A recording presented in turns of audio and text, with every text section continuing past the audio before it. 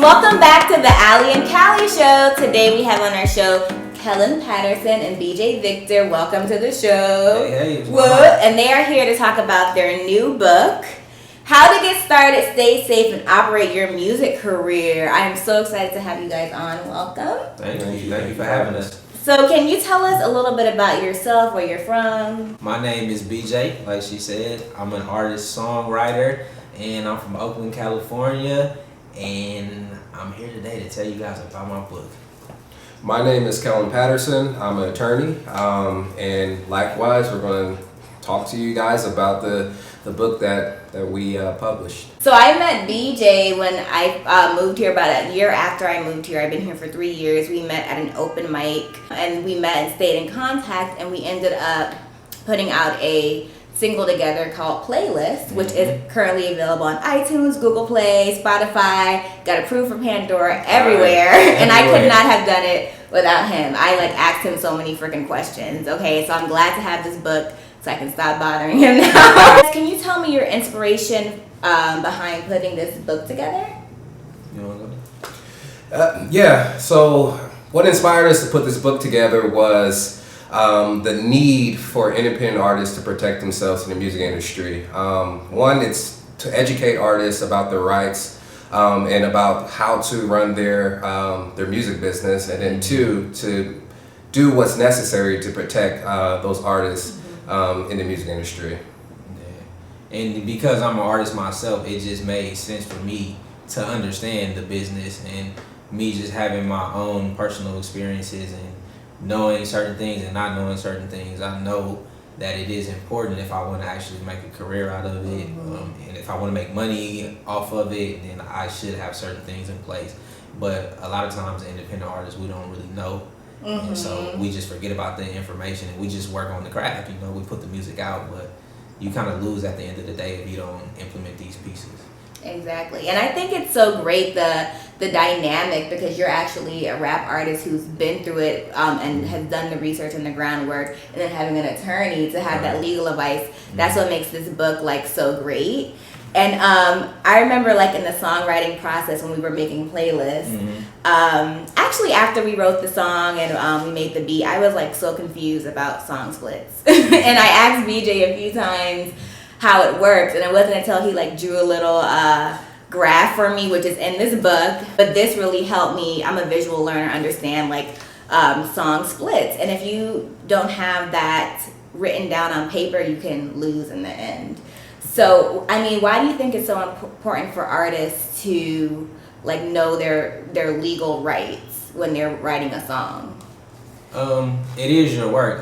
You have to look at it as just another job. You need to know all the ins and outs of it, and especially if you want to get paid, or you want your stuff to go big and be national, be on the radio and do videos and stuff like that. And so you want people to use your work, what I mean, because it gives you more exposure.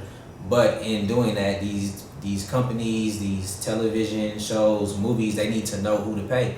If you don't have a split sheet or you're not signed up with a performing right organization, they don't know who to pay. And so you're not going to get paid. And the money, according to this book, it just sits there, basically. Yeah, it'll just sit there. Going unclaimed. Kellan, do you suggest as a new artist that we go out there and get an attorney, or at what point should we consult an attorney?